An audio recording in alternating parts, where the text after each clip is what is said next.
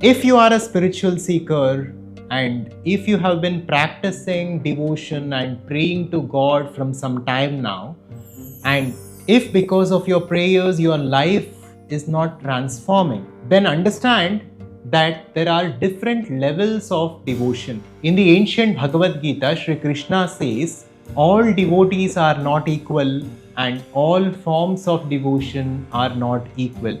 So today we will understand the four levels of devotion, and it will completely change your perspective on what devotion is and how to connect with God or that consciousness from today, which can take your life to a whole new level. There are four levels of devotion, and most people stay stuck in the lowest two level their whole life. Today, let's figure out the exact path from Bhagavad Gita to understand why only one level of devotion can unlock true clarity, purpose, abundance, and finally your ideal life. And it is important to understand at which level you are and from which level you are coming from, because the level you operate from determines the quality of your decisions, the clarity of your purpose, the alignment of your life, and the contribution you make, and finally the destiny you create. Let's go here to the words of Shri Krishna in Bhagavad Gita.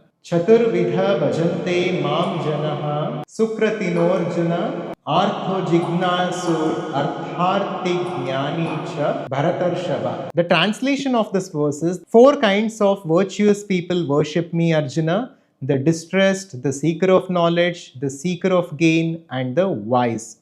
Every devotee is accepted, but not every form of devotion is the same.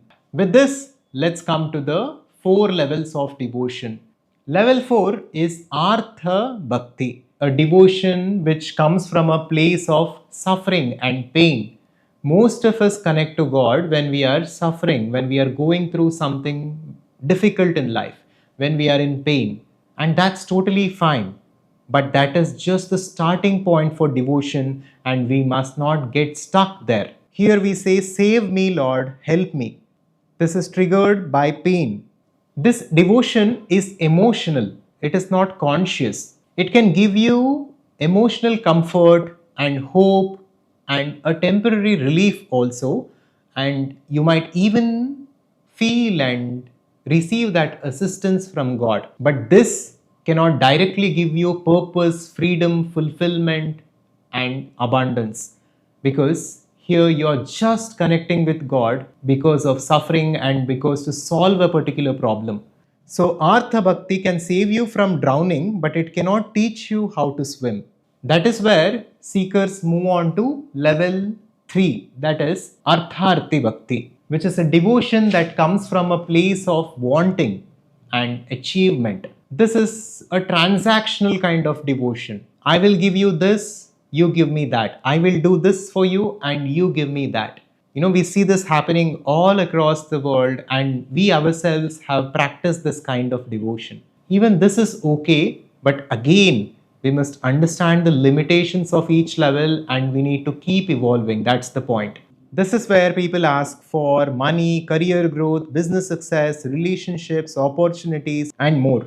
And Krishna doesn't reject this, but he wants you to see the harsh truth. When devotion becomes a bargain, your life becomes small, because generally egoic desires are conditioned and they are fear based and they are coming from a place of scarcity. And these desires are generally always small compared to your true potential and what you can actually do in this world. It works, but only at the level of the ego, not more than that. That is why we must ultimately reject the level 4 and level 3 and finally move on to seeking, and after that oneness. Level 2 devotee is a jignasu.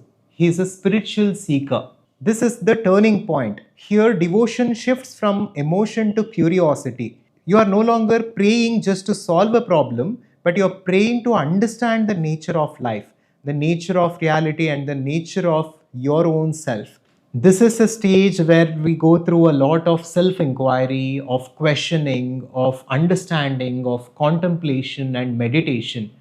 We are understanding reality and God at a much deeper level at this stage. And this is a stage which almost all of us go through. The Jignasu wants to know, who am I? What am I really seeking? What is the nature of God? What is dharma? How can I create consciously? This level opens the doors to self awareness and ultimately liberation. So we can think of Jignasa as a bridge, and this bridge ultimately takes us to oneness, to that completeness, to God Himself. With this, let's come to level 1, that is the highest form of devotion, that is Jnani Bhakti, which comes from a place of oneness with God. Here we are not transacting with God, we are not asking anything from God, but we are living God. We are one with God. We are actually embodying that awareness or consciousness. While Jignasa is a stage where the river is slowly merging into the ocean, Jnana or being a Jnani is a stage where we are the ocean itself. Here one says, I am one with the divine. Here devotion is rooted in oneness. And Sri Krishna is very clear here. In the 7th chapter, 17th verse, he says, Tesham jnani nitya yukta eka bhaktir vishishyate. Translation, among all of these devotees, the wise one, the jnani, is ever united with me and he excels. Krishna basically tells us that a jnani bhakti is his favorite one because ultimately he is the one who is closest to him. He is the one who is one with him. This is devotion without transaction, without fear, without bargaining, and without asking. Here you don't pray to God, but you pray from God. Here your ego loosens, your intuition sharpens, your clarity deepens, your fears dissolve, your purpose becomes obvious, your actions align, your contribution expands, and your life transforms. And you become one with that consciousness itself. When we begin to live from this devotion of oneness, our ideal life unfolds naturally because that universal intelligence, that consciousness is guiding our every step and it is taking care of everything for us. This is the highest way to live. And this is what we must aspire for. So from the place of give me this and give me that, we go to I see clearly. I know what to do. And I already have everything within me. That is the evolution of a seeker, of a devotee. But the sad thing is, most of us do not understand these deeper truths. And we get stuck at the lower levels of devotion, which is not wrong in any way, but ultimately we must evolve out of them. And here let's understand this simple diagram, right? This is the journey of a seeker. We start at level 4 as an Artha Bhakta, where we come from a place of suffering. Then we move closer to God through the Artharthi Bhakti, where we come from a place of wanting, right? Then we come to seeking, which is level 3. Then we become Jignasus and we begin to seek. That is level 2. Here we are much closer to God compared to the other levels, but we are still not there yet. And ultimately, we become a Jnani, where we are one with God. So, this is the journey of a seeker, where we are moving from Artha to Artharthi to Jignasu to Jnani. Ultimately, we are one with God and there is no gap, there is no separation.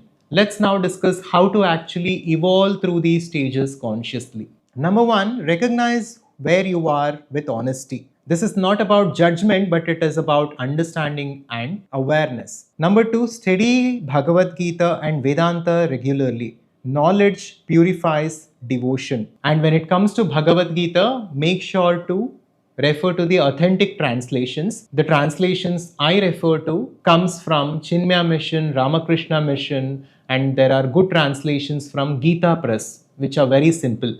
And shift your prayer from give me to guide me. This alone upgrades you at so many levels. Number 4, practice silence daily. Silence is the bridge to Jnana. Number 5, serve and contribute. Contribution is the expression of oneness. This is how you mature. And finally, to bring it all together, Krishna does not reject anyone, right? God does not reject any of his children. For him, even an Artha, an Artharthi, a Jignasu are all a part of him. But we will not be able to experience His grace if we stand afar and if we are farther from Him. So, although from God's perspective we are all one, for us to experience that grace and that flow, we need to move closer and closer to consciousness and God. And to do that, we need to move from a transactional relationship to union, where we experience God as our own self. Because Krishna clearly elevates only one, the Jnani, the one who sees the divine in themselves, the one who lives with awareness and without fear, the one who aligns instead of asking. And ultimately, that is the place, the oneness is the place where grace flows to us abundantly and we are able to live our ideal life fully and effortlessly.